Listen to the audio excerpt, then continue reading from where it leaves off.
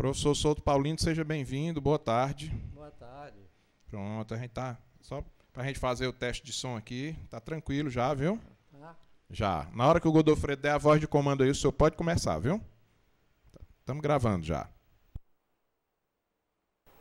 É sempre uma alegria nós temos a oportunidade de falar sobre o curso de Comunicação Social da Universidade Federal do Ceará. Foi um curso que nasceu da inspiração do reitor dos reitores, que nosso Martins Filho, que teve a visão de que nós precisávamos o quanto antes criar um curso que pudesse formar os jornalistas no Ceará. Esta inspiração, ela nasceu justamente dentro também de um período muito característico e muito especial, que o curso de comunicação, ao ser criado, nós já estávamos sobre a sombra do movimento militar de 1964. Isto eu estou iniciando falando porque nós vamos nos deter neste momento a conversar sobre o movimento político dentro do curso de comunicação social. A primeira turma, era uma turma pequena que entrou em 1965, criou o embrião do Centro Acadêmico Tristão de Ataíde, que ainda hoje existe.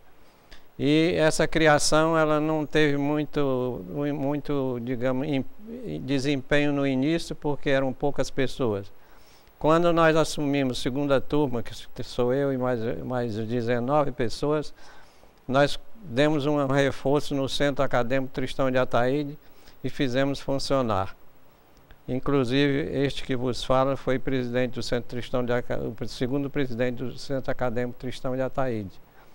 E o pessoal diz até brincando que eu fui o presidente que passei mais tempo no poder, porque em 68 o Centro Acadêmico foi fechado e eu fiquei como presidente até 1980 e poucos, quando assumiu o outro presidente depois da abertura, que nós chamamos de abertura dos militares.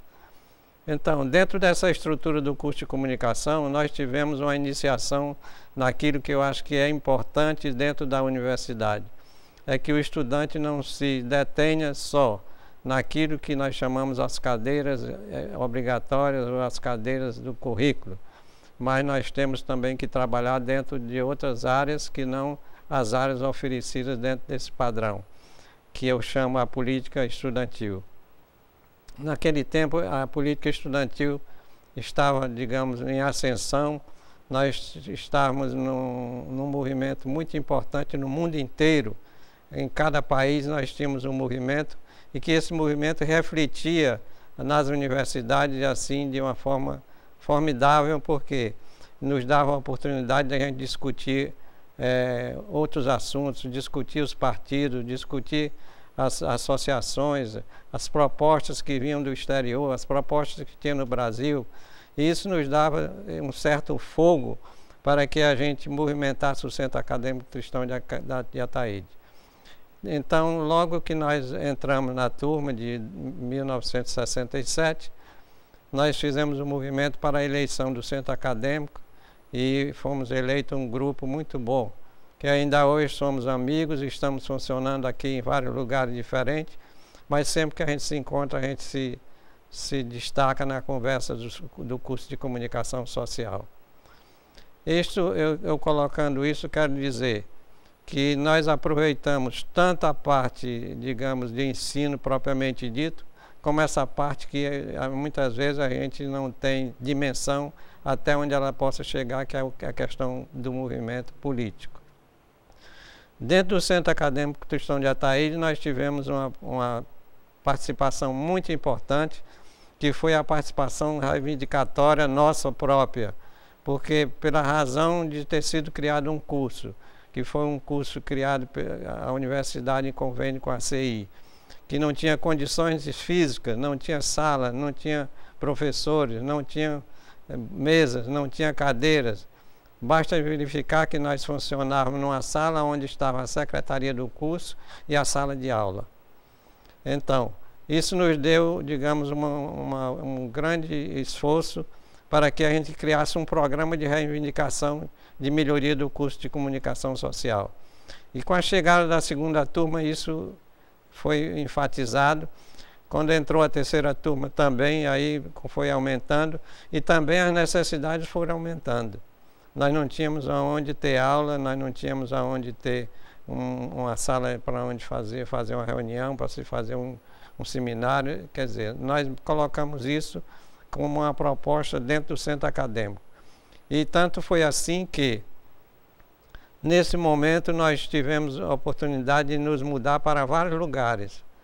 Nós estávamos na CI, passamos para a Faculdade de Letras, depois fomos de novo lá para o Barão do Rio Branco, depois voltamos para Ciências Sociais e ficamos numa certa dança que o curso de comunicação não tinha, digamos, lugar certo. Nós tivemos até episódios muito interessantes, que nós tínhamos aqui um local que nós ficamos na Faculdade de Letras, em que o diretor fechava os sanitários de noite, o nosso curso era à noite, ele fechava os sanitários para que nós não sujássemos para amanhecer o dia, no outro dia tudo limpo. E aí nós éramos obrigados a fazer xixi no pé da parede, né? Então isso é muito importante, isso faz parte da questão política que nós tivemos durante esse período. Nós não éramos, digamos, partidários dos partidos, nós não éramos de esquerda nem de direita, se assim a gente poderia dizer, mas nós éramos do Partido da Comunicação Social. E nós tivemos a oportunidade, através do centro acadêmico, nós sermos lideranças, de liderança representativa dentro dos cursos da área de humanidades. Basta dizer que na nossa colação de grau, eu fui ser o orador oficial dos estudantes, e isso foi uma coisa muito interessante, porque foi escolhido pelo Conselho Universitário, que nesse tempo era tudo escolhido lá por cima, e nós representávamos de fato os estudantes da área de humanidades. Tem até uma coisa muito interessante nisso, é que quando me pediram o discurso, que eu fiz o discurso, disseram que tinha que ser em 7 vias. Aí eu perguntei por que 7 vias, aí me disseram, um vai para a polícia, outro vai para o reitor, outro vai para o SNI, outro, né? E aí nós precisávamos dar 7 cópias do discurso para ser aprovado 20 dias antes de colação de grau, né? Mas isso faz parte da questão política do próprio centro acadêmico. E aí, dentro dessa história do centro acadêmico, nós nos movimentávamos e tínhamos a simpatia, de certa forma, dos órgãos da Universidade Federal de Ceará. Nós entramos em todos eles, nós íamos em todos eles. Inclusive, na reitoria nós tínhamos, digamos, furarmos o cerco e chegarmos até o reitor, levarmos o reitor ao nosso laboratório, que não existiu. Nós passamos cerca de 12 anos sem ter um laboratório. E a gente se conformava com uma maquininha, que acho que era até uma que está aqui no arquivo, uma maquininha de bater, quer dizer que você ficava na fila, um primeiro fazia o seu trabalho, depois o outro chegava, fazia o seu, e assim você ia fazendo. E a gente satisfazia com o nome que tinha na porta, laboratório, né? Então, dentro dessa proposta de melhoria do curso de comunicação, nós passamos por várias administrações, e em cada administração nós tínhamos um plano para que o reitor assumisse essa caracterização de melhorar o curso de comunicação. E dos reitores que nós tivemos contato e o que teve o episódio mais interessante foi o professor Fernando Leite, que na época era reitor, e quando ele assumiu, ele garantiu que nós teríamos uma sede própria. E quando não foi novidade para nós, num dia de manhã amanhecemos aqui com a história, os rádios publicando que a Faculdade de Farmácia ia se transferir para o PC e que o prédio da Barão do Rio Branco ia ser vendido. E aí nós fizemos um movimento. Nesse tempo o CEL funcionava aqui no Benfica, e na hora do almoço nós nos encontrávamos, todos os estudantes de todos os cursos estavam no CEL, que era o CEL da comida, né? Então, e aí nós chegamos para o Genuíno. O Genuíno, nesse tempo, era o presidente do DCE daqui. O Genuíno, esse que hoje é deputado federal. E nós chegamos para o Genuíno e disse: olha, nós estamos sabendo que vão vender o prédio que estava prometido para o curso de comunicação comunicação não, jornalismo, porque naquele tempo era jornalismo. E nós gostaríamos de ter uma ação para a gente trabalhar. E o Genuíno se levantou e sentou em cima de uma mesa e disse: gente, depois do almoço, que vamos levar aqui umas 100 pessoas, vamos para Barão do Rio Branco. E descemos aqui no rumo da Barão do Rio Branco, meio-dia e meio, 1h da tarde.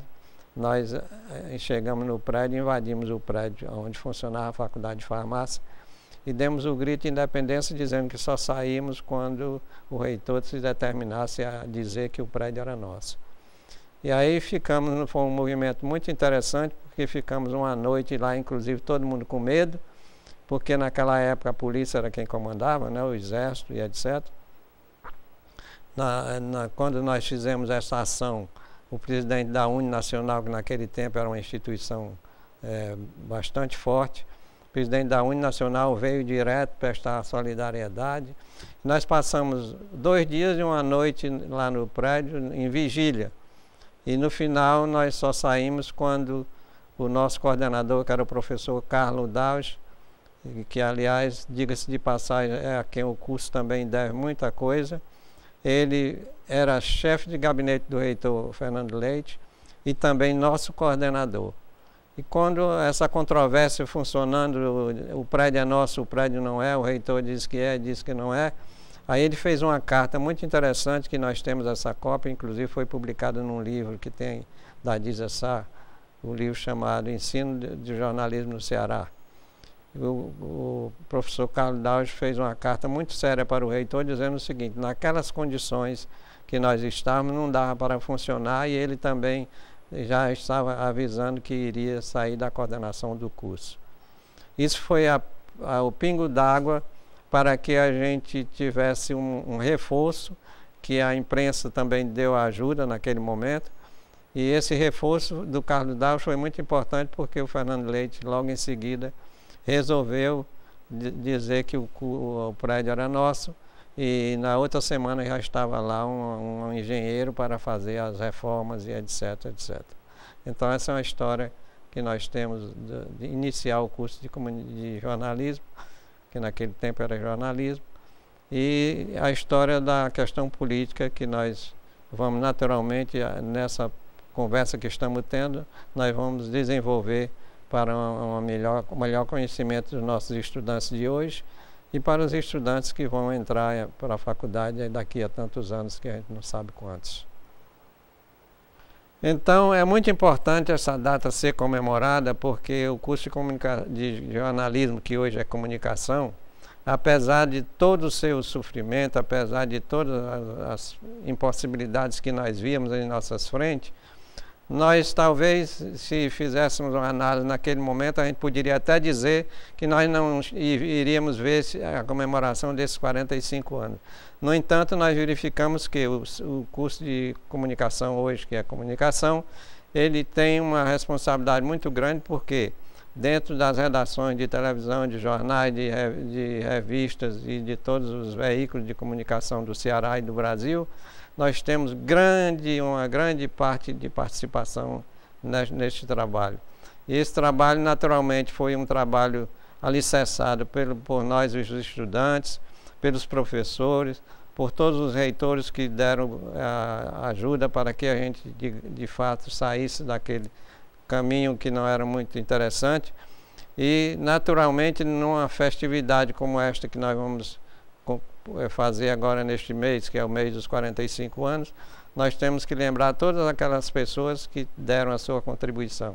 Não vamos nominar para que não possamos cair no erro de esquecer alguém, mas todas as pessoas que passaram pelo curso, que trabalharam pelo curso, todas as pessoas a partir dos seus funcionários, dos seus professores, dos seus estudantes, e todos aqueles, afinal, que fizeram o curso de comunicação e estão fazendo ainda hoje.